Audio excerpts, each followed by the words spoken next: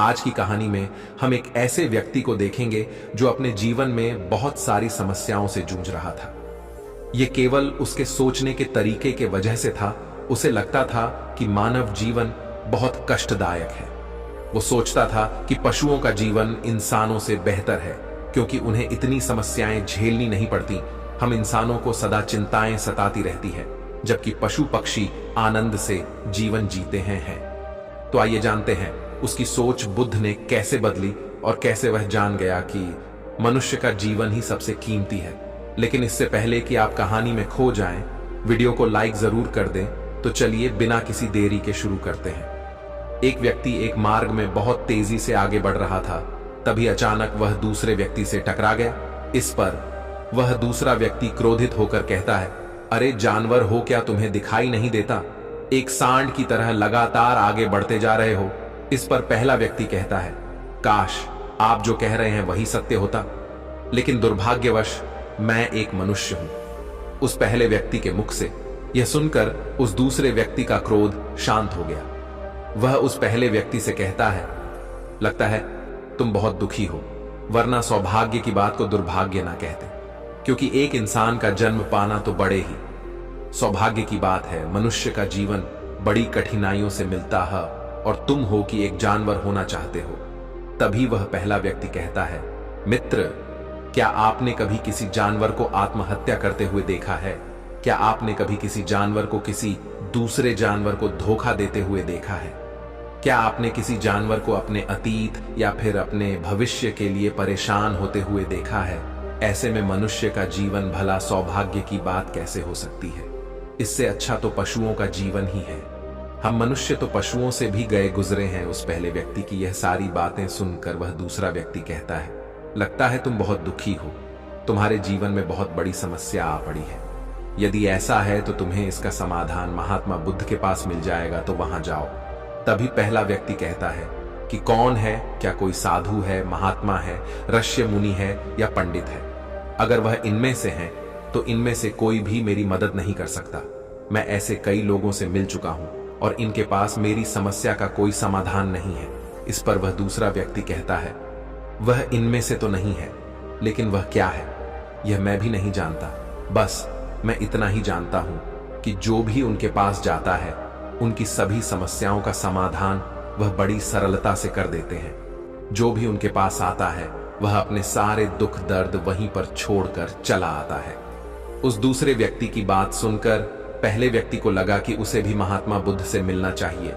उसने उस दूसरे व्यक्ति से कहा, ठीक है भाई, अगर तुम कहते हो तो मैं एक बार उनसे भी मिल लेता हूं, उन्हें भी देख लेता हूं कि आखिर ऐसी क्या बात है जो लोगों की समस्याओं का समाधान बड़ी सरलता से कर देते हैं। इतना कह वह व्यक्ति अगले ही दिन महात्मा बुद्ध से मिलने के लिए निकल पड़ता है। लगातार 3 दिन की यात्रा करने के बाद आखिरकार वह महात्मा बुद्ध के पास जा पहुंचा। जब वह महात्मा बुद्ध के करीब पहुंचा तो उसने देखा कि महात्मा बुद्ध अपने सभी शिष्यों को उपदेश दे रहे थे। महात्मा बुद्ध कह रहे थे, इस पृथ्वी पर उपस्थित हर किसी का जीवन बहुत कीमती है, परंतु मनुष्य जीवन अनमोल है। इसका उपयोग कर मनुष्य जीवन के उच्चतम शिखर तक पहुंच सकता है और इसी मनुष्य जीवन के कारण हम मनुष्य पशुओं से नीचे भी आ सकते हैं। महात्मा बुद्ध का यह उपदेश समाप्त होते ही वहां पर जो भी लोग बैठे हुए थे वह वहां से चले गए। तभी वह व्यक्ति महात्मा बुद्ध के करीब पहुंचा और वह महात्मा बुद्ध को प्रणाम करके कहता है, हे बुद्ध, आप कहते हैं कि हम मनुष्य का जीवन अनमोल है। आखिर हम मनुष्य के जीवन में ऐसी क्या बात है? हम मनुष्य के जीवन में कीमती जैसा क्या है? हम चिंता करते हैं, परेशान रहते हैं, हम अपने भविष्य के लिए हमेशा चिंतित रहते। ऐसे ही हजारों प्रकार की समस्याएं हम मनुष्य के जीवन में चलती रहती हैं। लेकिन आप क्या जाने, आप तो एक साधु हैं। आपने तो ये सारी चीजें त्याग दी हैं और इसीलिए शायद आप ये सारी बातें बड़ी आसानी से कह सकते हैं। मुझे तो यही लगता है कि मनुष्य का जीवन बहुत ही कठिन है, हमें इसे समाप्त कर लेना चाहिए। आपने कभी किसी पशुओं को देखा है? ना तो वह चिंता करते हैं, ना ही उन्हें किसी तरह की तकलीफ होती है, ना ही वह कोई परेशानी में रहते हैं। वह तो अपना जीवन मौज मस्ती में जीते हैं। ना ही उन्हें अपने भूतकाल की चिंता होती है और ना ही भविष्य की। ना ही वह किसी को धोखा देते हैं और ना ही किसी से शिकायत करते हैं। वह तो बस अपना जीवन जीते रहते हैं और वहीं पर दूसरी तरफ हम मनुष्य का जीवन ठीक इसका उल्टा है। मुझे तो यही लगता है कि मनुष्य का जीवन पशु के जीवन से भी बदतर है। मनुष्य जीवन एक श्राप है जो हमें मिला है। ऐसे में आपको मनुष्य जीवन में ऐसी क्या विशेषताएं नजर आती हैं जो आप लोगों को झूठ बताते रहते हैं कि हम मनुष्य का जीवन बहुत कीमती है, बहुत मूल्यवान है।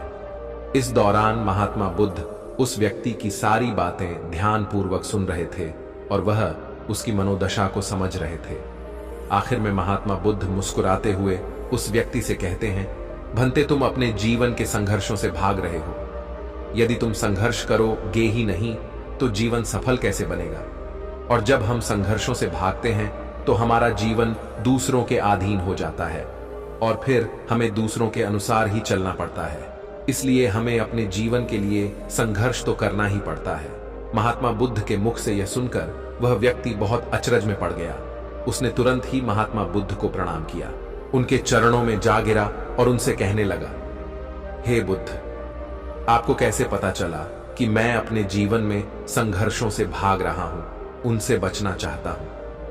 मेरे जीवन में जब भी कोई समस्या खड़ी होती है तो मैं उसका सामना नहीं कर पाता, बल्कि मैं उसे छोड़कर भाग जाना चाहता हूं। आगे महात्मा बुद्ध उस व्यक्ति से कहते हैं, तुम्हें लगता है कि पशुओं का जीवन हमसे लाख गुना अच्छा है, क्योंकि वह अपना जीवन खुद समाप्त नहीं कर सकते, क्योंकि वह किसी को धोखा नहीं देते और ना ही आने वाले भविष्य की चिंता करते हैं। इसका मतलब यह तो नहीं कि पशुओं के जीवन में कोई संघर्ष नहीं है। पशुओं के जीवन में तो जन्म से लेकर मृत्यु तक संघर्ष ही होता है। जब वह छोटे होते हैं तो उनकी जान को खतरा होता है। वे अपनी जान बचाने के लिए संघर्ष करते हैं। जैसे जैसे बड़े होते हैं तो उन्हें अपना पेट भरने के लिए संघर्ष करना पड़ता है। फिर चाहे उनके सामने कोई भी क्यों ना हो, फिर चाहे उनके सामने कितनी भी बड़ी परिस्थितियां क्यों ना हो, वे संघर्ष करने से कभी पीछे नहीं हटते। लेकिन हम मनुष्य छोटे छोटे संघर्षों से डर जाते हैं। अगर हम उन पशुओं की तरह अपने जीवन में संघर्ष करने लगे तो मनुष्य का जीवन अपने आप ही सफल हो जाएगा। इतना संघर्ष अगर एक मनुष्य अपने जीवन में कर ले तो वह जो चाहता है वह कर सकता, उसे पा सकता है। और जबकि इतना संघर्ष करने के बाद भी वह पशु अपने जीवन में कुछ भी नहीं कर पाता। भंते वास्तविकता तो यही है कि बिना संघर्ष के कोई जीवन है ही नहीं। बिना संघर्ष के हमारा जीवन चल ही नहीं सकता। फिर चाहे कोई राजा हो या भिखारी, सबके जीवन में संघर्ष तो है ही। जो भी इन परिस्थितियों के खिलाफ संघर्ष नहीं करता, फिर चाहे वह मानव हो या पशु, उसका नष्ट होना तय है। इस पर वह व्यक्ति कहता है, हे बुद्ध, क्या आप मुझे कोई ऐसी चीज दे सकते हैं जिससे मेरे जीवन के सारे संघर्ष हमेशा हमेशा के लिए मुझसे दूर हो जाएं? मेरी सारी चिंताएं, सारी समस्याएं, सारी परेशानियां हमेशा हमेशा के लिए खत्म हो जाएं और मेरा जीवन हमेशा हमेशा के लिए सुखमय बन जाए। उस व्यक्ति की यह बात सुनकर महात्मा बुद्ध एक बार फिर से मुस्कुराने लगे और उस व्यक्ति से कहते हैं, भंते, मैं तुम्हें वह चीज तो नहीं दे सकता, लेकिन हां, मैं तुम्हें वहां तक पहुंचने का रास्ता जरूर बता सकता हूं। यदि तुम वहां तक पहुंचने का संघर्ष कर लो तो तुम वहां तक पहुंच ही जाओगे और तुम्हें वह चीज मिल जाएगी। लेकिन मेरी एक बात और याद रखन कि इसका अर्थ यह भी नहीं है कि इसके बाद से तुम्हारे जीवन में परेशानियां या फिर समस्याएं आनी बंद हो जाएंगी। तुम्हारे जीवन में परेशानियां और समस्याएं तो आती ही रहेंगी, लेकिन उनका प्रभाव तुम पर बहुत कम हो जाएगा। तुम्हारे जीवन में दुख और समस्याएं तो आएंगी, लेकिन वह तुम्हें छू नहीं पाएंगी। और ऐसी अवस्था में चाहे तुम्हें कोई कितना भी दुख देने का प्रयास क्यों ना करे, तुम्हें चाहे कोई कितना भी धोखा देने का प्रयास क्यों ना करे, तुम्हें कभी भी धोखा नहीं मिलेगा। सब कुछ तुम्हारे पास ही होगा, लेकिन फिर भी वह तुमसे दूर रहेगा। महात्मा बुद्ध की यह बात सुनकर व्यक्ति महात्मा बुद्ध के सामने दोनों हाथ जोड़कर महात्मा बुद्ध से कहता है, हे बुद्ध, बताइए वह चीज क्या है और मुझे कहां मिलेगी? मैं उस चीज को पाने के लिए कुछ भी कर सकता हूं। मैं अपना पूरा प्रयास लगा दूंगा, लेकिन उस चीज को हासिल करके ही दम लूंगा। इस पर महात्मा बुद्ध ने उस व्यक्ति से कहा, सोच लो भंते, एक बार यदि तुमने रास्ता शुरू कर दिया तो तुम्हें उस रास्ते पर चलते ही रहना होगा जब तक कि तुम अपनी मंजिल को पाने ही लेते, और यह रास्ता अत्यंत संघर्षों से भरा होगा। क्या तुम अपनी मंजिल तक पहुंच पाओगे? इस पर व्यक्ति कहता है, आप मुझे वह मार्ग बताइए, मैं उस पर चलूंगा। मैं अपनी अंतिम सांस तक संघर्ष करूंगा, लेकिन उस चीज को हासिल करके ही दम लूंगा। इस पर महात्मा बुद्ध कहते हैं, सुनो, उस चीज का नाम है शांति, जो तुम्हारे मन के भीतर गहराइयों में है। जैसे यह समुद्र की लहरें ऊपर से तो बड़ी तीव्र नजर आती हैं और उछाल मारती हैं, जिन्हें देखकर हमारा मन घबरा जाता है, परंतु ठीक इसी के विपरीत उसकी गहराई में वह बहुत ही शांत होता है। और ठीक इसी प्रकार हमारे मन की गहराइयों में भी वह शांति छिपी हुई है। तुम्हें अपने मन की गहराइयों में उस शांति को खोजना होगा, उस शांति के लिए संघर्ष करना होगा। और अगर तुम रास्ते से नहीं भटके तो जैसा मैंने तुम्हें कहा है वह सब तुम्हें मिलेगा जो तुम चाहते हो। महात्मा बुद्ध के मुख से यह सुनकर वह व्यक्ति कहता है, हे तथागत, मैंने तो सोचा था कि आप मुझे कोई ऐसी वस्तु बताएंगे जिसे मैं किसी भी हालत में खोज लूंगा और उसके बाद मेरा जीवन सुखमय बन जाएगा। इस दुनिया में ऐसी कोई चीज जिसे खोजा नहीं गया, उसे तो खोजा जा सकता है, लेकिन मैं अपने मन के भीतर कैसे जा सकता हूं? वहां भला कौन सा मार्ग जाता है? वहां भला ऐसी कौन सी सवारी जाती है जिस मार्ग पर मैं चलकर या फिर उस सवारी के द्वारा वहां तक पहुंच सकता हूं? इस पर महात्मा बुद्ध मुस्कुराने लगे और उस व्यक्ति से कहते हैं, भंते, वहां पर कोई सवारी नहीं जाती और ना ही वहां पर मनुष्य पैदल जा सकता है। फिर भी वह एक मार्ग है और उस मार्ग पर चलना ही पड़ता है। इस पर वह व्यक्ति कहता है, हे बुद्ध, तो आप मुझे बताइए, मैं उस मार्ग पर चलकर कैसे अपने मन के भीतर की उस शांति को खोज सकता हूं? इस पर महात्मा बुद्ध ने कहा, इस दुनिया में सबसे शक्तिशाली क्या है? इसका जवाब देते हुए वह व्यक्ति कहता है, हे बुद्ध, इस दुनिया में सबसे शक्तिशाली चक्रवर्ती सम्राट है, जिसके पास असीम शक्ति है, जिसके पास सब कुछ है, उसके पास किसी चीज की कोई कमी नहीं। इसके जवाब में महात्मा बुद्ध कहते हैं, नहीं, इस दुनिया में सबसे शक्तिशाली चीज है इच्छा, और यही इच्छा इस दुनिया को चला रही है। जो कोई भी कुछ भी कर रहा है वह उसकी इच्छा का ही परिणाम है, उसका कर्म है। सब कुछ उसकी इच्छा के अनुसार ही चल रहा है। जहां तक बात है एक चक्रवर्ती सम्राट की, तो एक इच्छा एक चक्रवर्ती सम्राट को भी धूल में मिटा सकती है, और वहीं पर उसी के विपरीत एक इच्छा एक आम इंसान को भी एक चक्रवर्ती सम्राट बनाने में सक्षम है। इस दुनिया में जो कोई भी है, जहां कहीं भी है, जिस किसी भी परिस्थिति में है, वह उसकी इच्छा के अनुसार ही है, वह उसकी इच्छा का परिणाम ही है। अपनी इच्छा के बल पर मनुष्य इस जीवन में कुछ भी कर सकता है, लेकिन एक वास्तविकता यह भी है कि मनुष्य अपनी इच्छा पर नियंत्रण नहीं कर पाता, जिस कारण उसके जीवन में वह सब भी घटित होता रहता है जिसकी वह चाहत नहीं रखता। हमारे मन की बुरी इच्छाएं हमारी तरफ बुरी चीजों को खींचती हैं, इसलिए इच्छा बहुत सोच समझ कर करनी चाहिए। हमें अपने जीवन में क्या चाहिए, यह केवल हम अपनी इच्छा से ही निर्धारित कर सकते हैं। इस पर वह व्यक्ति कहता है, हे बुद्ध, तो क्या मैं अगर यह इच्छा करूं कि मुझे अपने मन की भीतर की शांति मिल जाए, तो क्या वह मुझे मिल जाएगी? तभी महात्मा बुद्ध कहते हैं, भंते, इस दुनिया में सबसे शक्तिशाली इच्छा अवश्य ही है, परंतु फिर भी मनुष्य न जाने अपने जीवन में तरह तरह की इच्छाएं पालता है, लेकिन वह सारी इच्छाएं उसकी पूर्ण नहीं हो पाती। जानते हो क्यों? क्योंकि उस इच्छा को पूरा करने के लिए एक और चीज की आवश्यकता पड़ती है, और वह एक चीज की कमी मनुष्य के जीवन में हमेशा बनी रहती है।